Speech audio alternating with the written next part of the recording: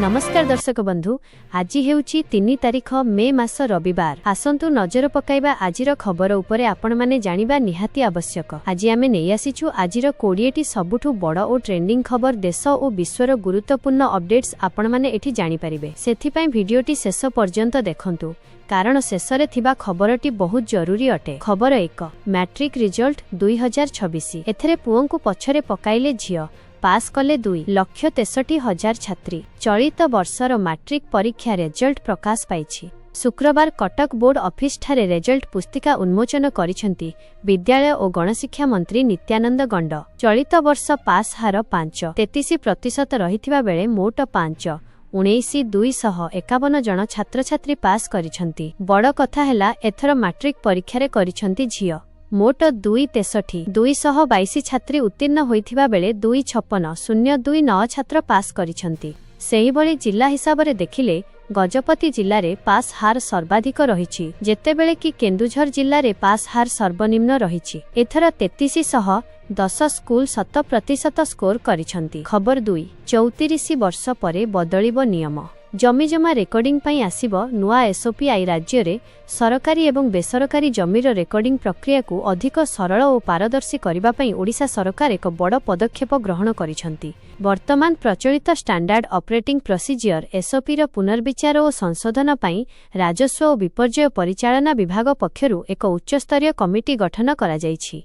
सूचनायोग्य जे जमी रेकर्डिंग पई शेषथर पई 1990 मसीहारे एसओपी पुस्तिका प्रकाश पाइथिला। दीर्घ 34 वर्ष मध्यरे अनेक नीति नियम एवं प्रशासनिक परिचालन रे परिवर्तन आसीथिबारु एहार सामग्रिक संशोधन पई राजस्व विभागर अतिरिक्त मुख्य शासन सचिव ड अरविंद पाढ़ी निर्देश जारी करिसेंती। खबर 3 वुमेन्स टी20 वर्ल्ड कप 2026 विश्वकप पई भारतीय महिला टीम घोषणा। 2026 महिला टी बिना 20 विश्वकप पई भारतीय महिला टीम घोषणा करा जायछि। चलित वर्षटी बिना 20 विश्वकप इंग्लैंड रे अनुष्ठित हेबो। एही टूर्नामेंट जून 12 तारिख रे आरंभ हेबाकु थिबा बेले जुलाई 5 तारिख रे फाइनल मैच अनुष्ठित हेबो। महिला टी बिना 20 रे भारतर प्रथम मैच जून 14 तारिख रे पाकिस्तान विपक्ष रे हेबो। उल्लेखयोग्य जे महिला टी बिना 20 विश्वकप एपर्यंत 9 थर खेला जायछि। ऑस्ट्रेलिया महिला दल 6 थर विश्वकप जीतिछि। एही समय रे भारतीय महिला दल 2024 टी बिना 20 विश्वकप रे सेमीफाइनल पहुंची पारि नथिला। खबर 4 प्रसार भारतीर नुआ अध्यक्ष हेले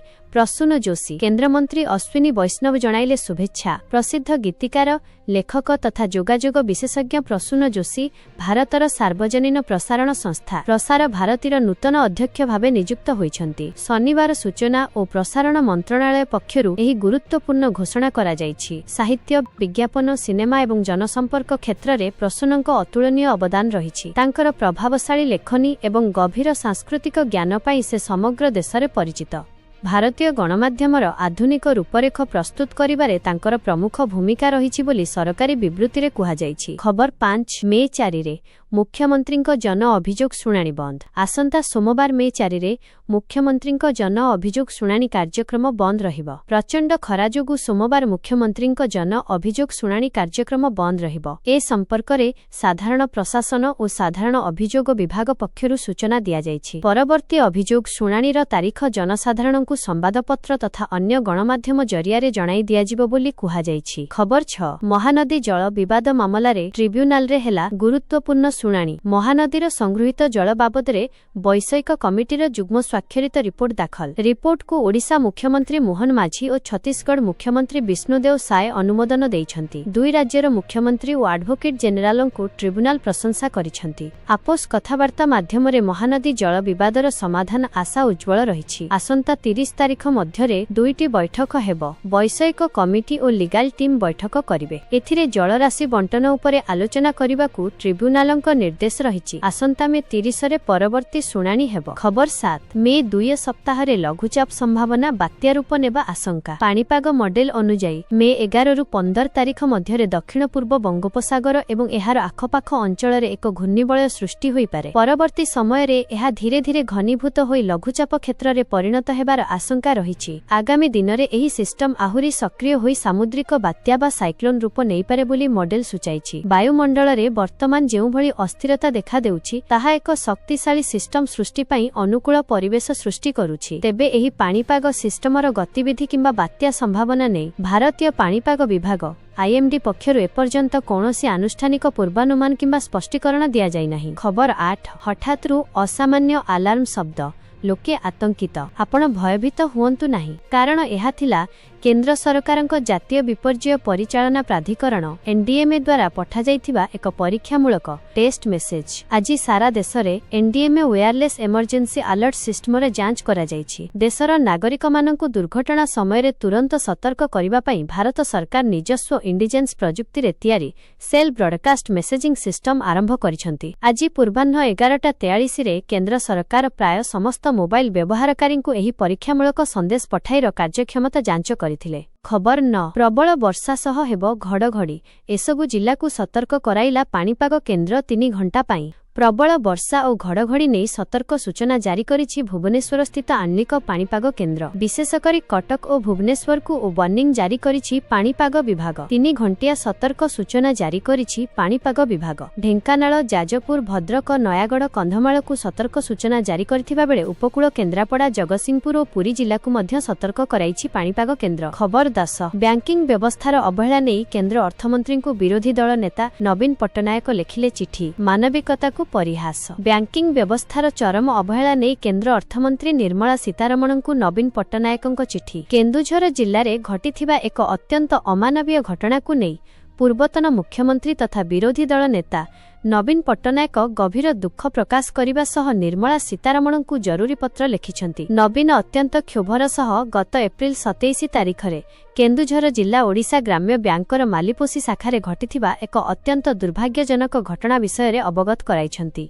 जणे आदिवासी व्यक्ति जितु मुंडा को निज भौणी मृत्युर प्रमाण देबा पई श्मशानरु तांकर कंकाळ खोली बैंक को आनिबाकु पड़िथिला। खबर 11 जदि आपण नुआ स्मार्टफोन किनिबाकु योजना करूछंती ताहेले आपणको अधिक टंका खर्च करिबाकु पड़ी पारे, कारण अनेक बड़ स्मार्टफोन कंपनी सेमानंकर लोकप्रिय मॉडेलर दाम बढ़ाइछंती। एथिरे OnePlus, Realme, Redmi एवं नथिंग भली सामिल अछंती। एही दाम वृद्धि पछरे ग्लोबल सप्लाई चेन संकट एवं मेमोरी चिपर अभाव बोली दर्शा जाइछि। स्पष्ट भाबरे कहिले एआई टेक्नोलोजीर बढ़ुथिबा चाहिदा स्मार्टफोन इंडस्ट्रीर खर्च बढ़िछि, जहार सीधा प्रभाव ग्राहकंक पॉकेट उपरे पड़ुछि। खबर 12 पेट्रोल और डीजेल दर 5 रु 10 टंका वृद्धि आशंका चिंतारे साधारण खाउटी। मध्यप्राच्य रे लागि रहिथिबा युद्ध एबे विश्व अर्थनीति उपरे एक बड़ प्रभाव पकाइबा आरंभ करिछि। ईरान एवं अमेरिका मध्यरे चालिथिबा तिक्तता कारणरू अंतर्जातीय बजार रे अशोधित तैल क्रूड ऑयल दर ब्यारेल पिछा $100 पार करि जाइछि। एहार सीधासळख प्रभाव भारतीय बजार रे पड़िबा आरंभ होइछि, जेउ कारणरू देशरे पेट्रोल एवं डीजेल दर 5 रु 10 टंका पर्यंत वृद्धि पाइबार आशंका देखा देइछि। खबर 13 पशु चिकित्सा रे होमियोपैथी प्रयोग को जोर 3 गवेषणा प्रकल्प आरंभ। पशु चिकित्सा रे एलोपैथीर विकल्प भावे सस्ता और सुरक्षित होमियोपैथी प्रणाली को प्रचार करने ओयूएटी और नुआ दिल्लीर केंद्रीय होमियोपैथी गवेषणा परिषद CCRH मिलित भावे 3टी गुरुत्वपूर्ण गवेषणा प्रकल्प आरंभ करिसंती। 2026 बिना 27 आर्थिक वर्ष पई एहाको अनुमोदन मिलिथिबा बेले आगामी 3 वर्ष धरी गवेषणा चालिबो। प्रथम प्रकल्प रे कुकुडांक मध्यरे व्यापक भावे प्रसारित न्यू रोग नियंत्रण पई होमियोपैथी औषधर कार्यक्षमता अध्ययन कराजिबो। खबर 14 शक्तिश्री ऐप लॉन्च नारी सुरक्षा को देव नुआ शक्ति। नारी सुरक्षा को आउ मजबूत करिबा लक्ष्य रे राज्य सरकार एक नुआ पदक्षेप नैछंती। मुख्यमंत्री मोहन चरण माझी शक्तिश्रीर शुभारंभ करिसंती। उच्च शिक्षा विभाग रे कार्यरत महिला कर्मचारी और कॉलेज विश्वविद्यालयर छात्री मानक सुरक्षा पई एही को विशेष भावे तयारी करा जायछि।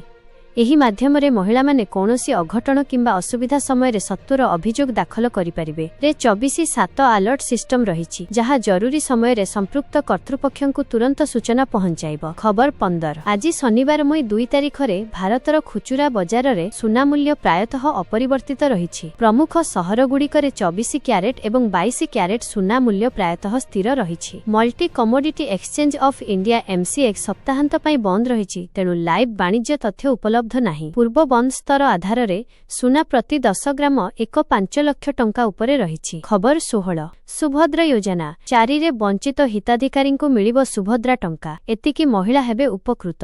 ସୁଭଦ୍ରା ଯୋଜନାର ହିତାଧିକାରୀଙ୍କ ପାଇଁ ଖୁସିର ଖବର। ମେ 4ରେ ଅର୍ଥାତ୍ ସୋମବାର ବଞ୍ଚିତ ହିତାଧିକାରୀଙ୍କୁ ମିଳିବ ସୁଭଦ୍ରା ଟଙ୍କା। 1,23,849 ଜଣ ବଞ୍ଚିତ ହିତାଧିକାରୀଙ୍କୁ ମିଳିବ ଏହି ଟଙ୍କା। ଏବେ ନେଇ ଶନିବାର ଏକ୍ସରେ ସୂଚନା ଦେଲେ ଉପମୁଖ୍ୟମନ୍ତ୍ରୀ ପ୍ରଭାତୀ ପରିଡ଼ା। ସୂଚନାଯୋଗ୍ୟ ମାର୍ଚ୍ଚ 8 ଅନ୍ତର୍ଜାତୀୟ ମହିଳା ଦିବସରେ ସୁଭଦ୍ରା ହିତାଧିକାରୀଙ୍କୁ ମିଳିଥିଲା ଚତୁର୍ଥ କିସ୍ତି। ରାଜ୍ୟର 1 କୋଟିରୁ ଅଧିକ ମହିଳାଙ୍କ ଆକାଉଣ୍ଟକୁ ଟଙ୍କା ଯାଇଥିଲା। ଖବର 17 ଓଏସ୍ଆରଟିସି ବିଭାଗରେ ଜମିକୁ ଜବରଦଖଲ ଉଚ୍ଛେଦ କଲା ତହସିଲ ପ୍ରଶାସନ। ବଢ଼ିଲା ଓଏସ୍ଆରଟିସି ବିଭାଗର ଜମିକୁ ଦୀର୍ଘ ବର୍ଷ ଧରି ଜବରଦଖଲ କରି ରହିଥିବା ଲୋକଙ୍କ ତହସିଲ କାର୍ଯ୍ୟାଳୟ ପକ୍ଷରୁ ଆରମ୍ଭ ହୋଇଛି ଉଚ୍ଛେଦ। ସୂଚନା ଅନୁଯାୟୀ ପଟ୍ଟାଙ୍ଗୀ ବ୍ଲକ ସଦର ମହକୁମା ତଥା ତହସିଲ କାର୍ଯ୍ୟାଳୟ ତଥା ପଟ୍ଟାଙ୍ଗୀ ମୌଜାର ପ୍ଲଟ ନଂ 538 ଏବଂ ଖାତା ନଂ 223-2ରେ ରାଜ୍ୟ ପରିବହନ ବିଭାଗର ରହିଥିବା 47 ଡିସିମିଲ୍ ଜମିକୁ କିଛି ଲୋକ ଅକ୍ତିଆର କରି ଦୀର୍ଘ ବର୍ଷ ହେଲା ବସବାସ କରି ଜବରଦଖଲ କରିଥିଲେ। ଖବର 18 ମମତାଙ୍କୁ ସୁପ୍ରିମକୋର୍ଟଙ୍କ ଝଟକା। ଭୋଟ ଗଣତିରେ କେନ୍ଦ୍ର କର୍ମଚାରୀ ନିଯୁକ୍ତି ବୈଧ। ଆଉ 2 ଦିନ ପରେ ପଶ୍ଚିମବଙ୍ଗ ବିଧାନସଭା ନିର୍ବାଚନ ପାଇଁ ଭୋଟ ଗଣତି ହେବ।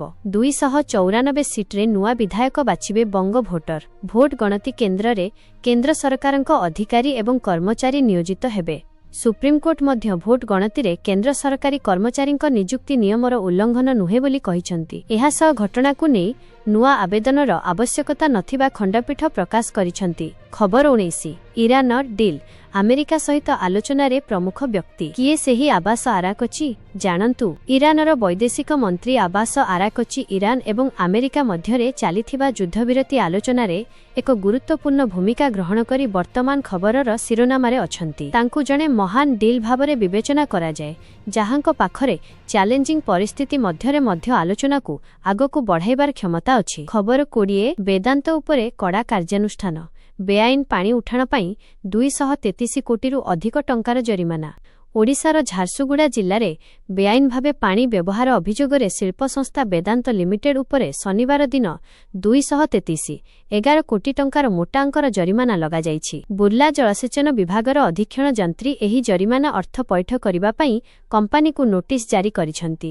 ଏହା ଥିଲା ଆଜିର ପ୍ରମୁଖ ଖବର। ଏପରି ଅଧିକ ଖବର ପାଇଁ ଆମକୁ ସବସ୍କ୍ରାଇବ୍ କରନ୍ତୁ। ଭିଡିଓଟିକୁ ଲାଇକ୍ ଓ ସେୟାର କରିବାକୁ ଭୁଲିବେନି। ଧନ୍ୟବାଦ।